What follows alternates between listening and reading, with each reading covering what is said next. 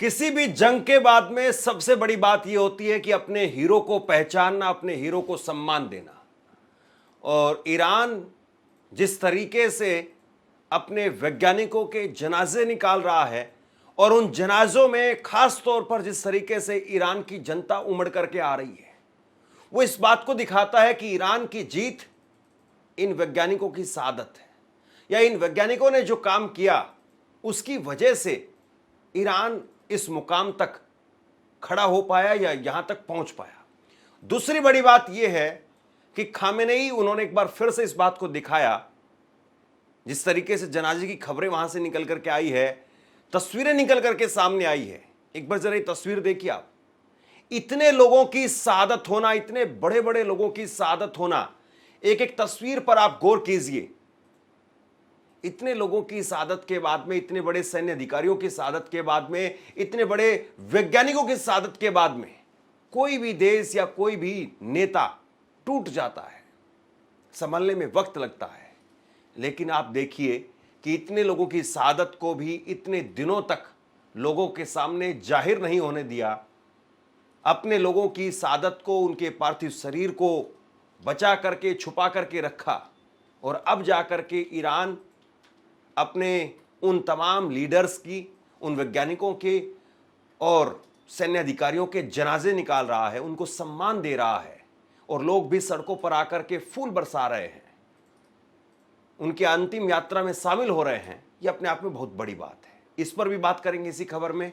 और दूसरी एक और बहुत बड़ी खबर निकल करके सामने आई है, इस पर बात करेंगे कि अमेरिका के सैन्य अधिकारियों ने, अमेरिका के मंत्रियों ने इस बात को माना है कि हां, हम नतांज के अंदर, जहां पर परमाणु फैसिलिटी चल रही थी ईरान की, वहां पर हम मार नहीं कर पाए।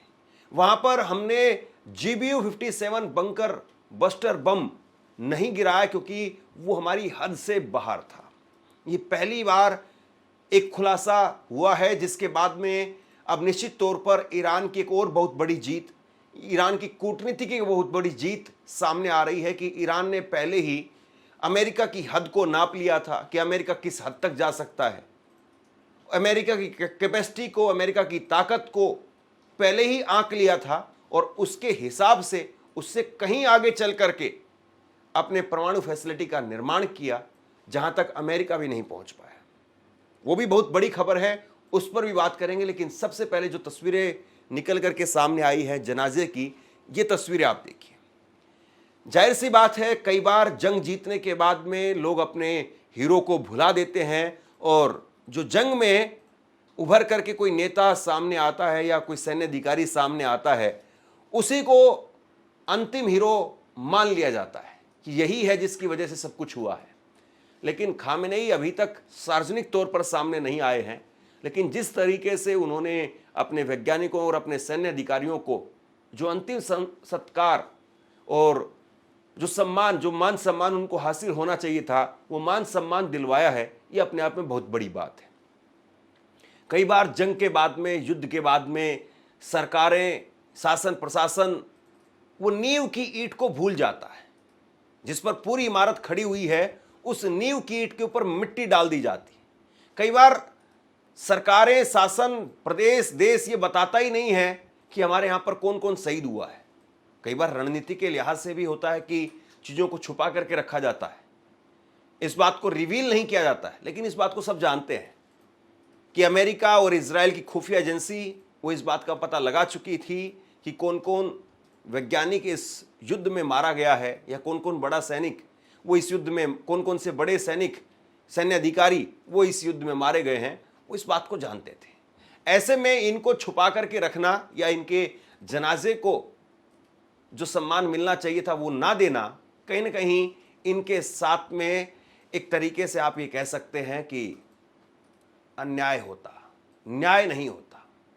और खामेनेई ने कम से कम इन लोगों के साथ में न्याय किया है। खामेनेई ने इनके जनाजों को वो सत्कार दिलवाया जो जरूरी था।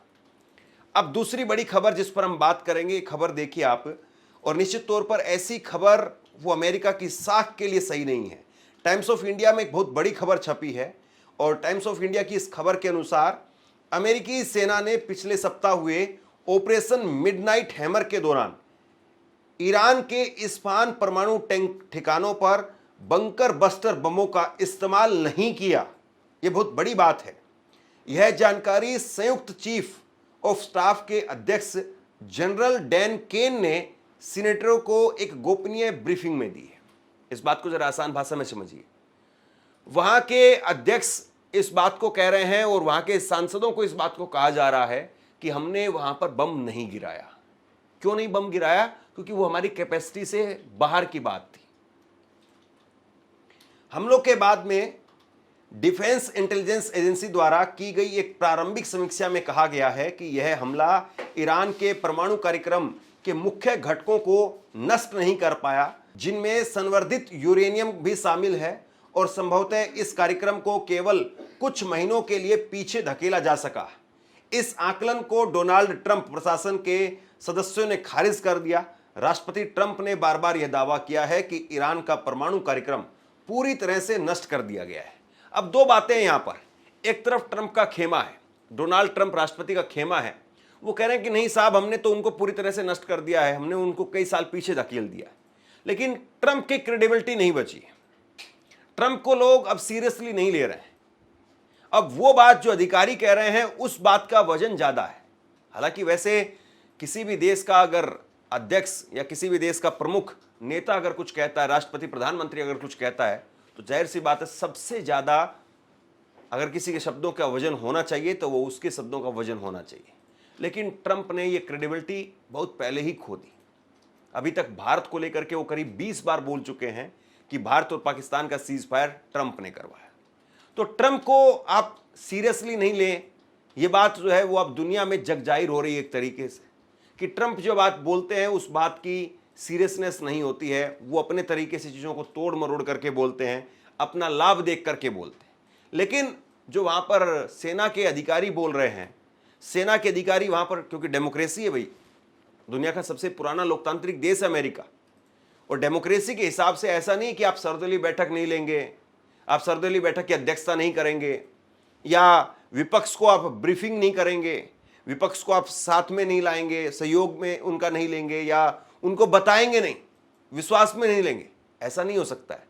अमेरिका में कम से कम इतनी डेमोक्रेसी तो बची हुई है कि वहां पर आपको विपक्ष को बताना पड़ता है। और अब वहां पर सेना के अधिकारी वो सीनेटर्स को बता रहे हैं, सांसदों को बता रहे हैं, सत्ता पक्ष के सांसदों को, विपक्ष के सांसदों को बता रहे हैं कि कैसे कैसे हमने हमले को अंजाम दिया। भारत में तो अभी तक भारत पाकिस्तान के युद्ध के बाद में अभी तक विपक्ष के सांसदों का यह आरोप है कि ना तो सर्वदलीय बैठक हुई, ना सर्वदलीय बैठक की अध्यक्षता प्रधानमंत्री नरेंद्र मोदी ने की, ना ये बताया गया कि ऑपरेशन सिंदूर कितना कामयाब हुआ, कितना नहीं कामयाब हुआ, कितने हमारे विमानों को नुकसान पहुंचा, क्या हमारे राफेल विमान मारे गए या नहीं मारे गए। भारतीय आर्मी के कुछ अधिकारियों का जरूर इंटरव्यू निकल करके सामने आया, जिसमें सीडीएस सबसे बड़ा पद, उनके इंटरव्यू में कुछ बातें निकल करके सामने आई। उन्होंने कुछ बातों को अपनी तरफ से कहा, उसके बाद में जरूर कुछ तस्वीर जो है साफ हुई। लेकिन प्रधानमंत्री के स्तर से अभी तक विपक्ष के नेताओं को ब्रीफिंग नहीं की गई है। बार बार विपक्ष ने यह भी कहा कि आप कम से कम संसद का विशेष सत्र बुलाइए, लेकिन अभी तक भारत में संसद का विशेष सत्र भी नहीं बुलाया गया। और अब तो सरकार ने साफ ही कर दिया कि वो विशेष सत्र नहीं बुलाने जा रही है। अब तो केवल मानसून सत्र आएगा जो जुलाई से शुरू होगा। तो कुल मिलाकर के दुनिया का सबसे बड़ा जो लोकतांत्रिक देश है वो किस तरीके से रिएक्ट कर रहा है, किस तरीके से अपने ऊपर हमले के बाद में विपक्ष को कैसे जानकारी दे रहा है या नहीं दे रहा है, ये एक तस्वीर हमारे सामने है। और दूसरी तरफ दुनिया का सबसे पुराना लोकतांत्रिक देश जो सीधे तौर पर युद्ध में इन्वॉल्व भी नहीं था, आखिरी में जाकर के उस युद्ध में शामिल होता है, वो भी अपने लोगों को, अपने सैन्य अधिकारियों को या कम से कम वहां पर अखबार, टेलीविजन, वो सरकार से सवाल पूछ रहे हैं, सरकार को कह रहे हैं कि आपने वहां पर बम गिराया तो वहां पर नुकसान हुआ है या नहीं हुआ है। वो बात अलग है कि डोनाल्ड ट्रंप जो है वो अनाप शनाप कुछ भी बोल रहे हैं। वहां पर पत्रकारों को लेकर के भी बहुत बुरी तरीके की टिप्पणियां जो है वो ट्रंप साहब की तरफ से आ रही है कि ये कुत्ते की तरह से इनको निकाल दो, इस तरह की बातें बोली गई। कभी इजराइल और ईरान को लेकर के टीवी कैमरों पर वो गाली दे देते हैं, लेकिन फिर भी कम से कम हमारे सामने, दुनिया के सामने दो बड़ी तस्वीर हैं। एक तरफ लोकतांत्रिक तौर पर दुनिया का सबसे पुराना देश है, एक तरफ दुनिया का सबसे बड़ा देश है लोकतांत्रिक तौर पर। और दोनों देश कैसे रिएक्ट कर रहे हैं, कैसे अपने अपने ऊपर हुए हमलों का जवाब दे रहे हैं, इस बात को दुनिया देख रही है। अमेरिका के अंदर सैन्य अधिकारियों ने जवाब में बताया कि B-2 स्प्रिट बॉम्बर्स ने फोर्डो और नतांज नाम के दो अन्य ठिकानों पर दर्जन भर से ज्यादा बंकर बस्टर बम गिराए। यह क्लासिफाइड गोपनीय ब्रीफिंग जनरल केन, रक्षा मंत्री पीट हेगसेथ और विदेश मंत्री मार्को रूबियो और CIA के निदेशक जॉन रेडक्लिफ द्वारा आयोजित की गई। और ब्रीफिंग के दौरान रेडक्लिफ ने बताया कि अमेरिका खुफिया समुदाय का आकलन है कि ईरान का अधिकांश संवर्धित परमाणु सामग्री इस्फान और फोर्डो में भूमिगत संरचनाओं में छिपा हुआ है। इस सुविधा पर यानी इस्फान की गहराई इतनी अधिक है कि मैसिव ऑर्डिनेंस पेनिट्रेटर यानी MOP नामक बम भी पूरी तरह से प्रभावी नहीं हो पाता। यह जानकारी जनरल ने गुरुवार को सीनेटरों को दी, जैसा कि CNN ने रिपोर्ट किया है। देखिए, अमेरिका इस बात को खुद से स्वीकार कर रहा है। अमेरिका के रक्षा मंत्री हैं, अमेरिका के CIA के महानिदेशक हैं, वो इस बात को कह रहे हैं कि इस्फान के अंदर गहराई इतनी ज्यादा थी कि हम बम भी गिराते तब भी उस पर असर नहीं होता, लिहाजा हमने बम नहीं गिराया।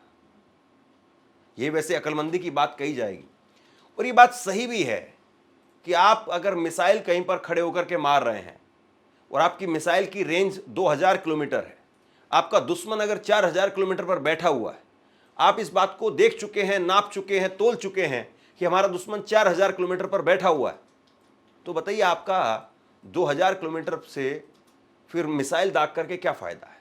केवल हवा में, केवल अपने देश के लोगों को गुमराह करने के लिए, या केवल वीडियो बनाने के लिए, केवल सबूत दिखाने के लिए कि हमने तो मिसाइल मारी थी। अगर मिसाइल वहाँ पर पहुँच ही नहीं पा रही है तो इसका मतलब तो यही है, सही रणनीति तो फिर यही कही जाएगी कि आप कम से कम मिसाइल अपनी खर्च ना करें, अपने लोगों का कम से कम नुकसान करें। क्योंकि अगर आप ये कर रहे हैं कि 4000 किलोमीटर पर अगर आपका दुश्मन बैठा है, फिर भी 2000 किलोमीटर वाली रेंज वाली मिसाइल अगर आप दाग रहे हैं, तो ना केवल आप अपने देश का नुकसान कर रहे हैं, बल्कि जानबूझ करके आप अपने लोगों को गुमराह कर रहे हैं, जानबूझ करके आप अपने लोगों को बहका रहे हैं, और ये एक तरीके का देशद्रोह वाला काम है।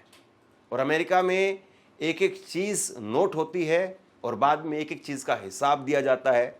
ऐसे ही कोई दुनिया का सबसे पुराना लोकतांत्रिक देश नहीं हो जाता। अमेरिकी अधिकारियों का मानना है कि इस्पान की भूमिगत संरचनाओं में इस्लामी गणराज्य के लगभग 60% से अधिक संवर्धित परमाणु भंडार मौजूद हैं, जिनकी तेहरान को भविष्य में परमाणु बम बनाने के लिए जरूरत पड़ सकती है। कुल मिलाकर के अमेरिका इस बात को कह रहा है कि देखिए, हमने वहां पर नुकसान किया है, लेकिन जहां पर नुकसान हमारे हाथ में नहीं था वहां पर हमने नुकसान नहीं किया, वहां पर हमने बम नहीं मारे। तो ये एक अच्छी बात है, कम से कम स्वस्थ तौर पर इस बात को स्वीकार किया जा रहा है। ये एक कम से कम हेल्दी तरीका है, आप डेमोक्रेसी की प्रैक्टिस कर रहे हैं यहाँ पर, कि जो गलती है या फिर जो कमी है उसको आप स्वीकार कर रहे हैं। ऐसा नहीं है कि आप ये कहें कि नहीं नहीं हमने तो ऐसा किया, हमने वैसा किया है, कोई नहीं घुसा है, ना कोई घुसा हुआ था, इस तरह के बयान आप दें, ऐसा नहीं हो सकता। और दूसरी तरफ ईरान, वो अपने शहीदों को, अपने हीरोज़ को वो सम्मान दे रहा है जिसके वो हकदार हैं। तो दो बड़ी तस्वीर, एक जो तस्वीर निकल करके सामने आई है ईरान से, और एक दूसरी तस्वीर निकल करके सामने आई है अमेरिका से, और ये दोनों ही तस्वीरें बहुत महत्वपूर्ण है। और जंग के बाद में कुछ इसी तरीके की कहानियां होती हैं जिनको सुना जाना चाहिए, समझा जाना चाहिए कि किस तरीके से कौन कैसे रिएक्ट कर रहा है, और यही आपको बताता है, यही आपके कद को बताता है।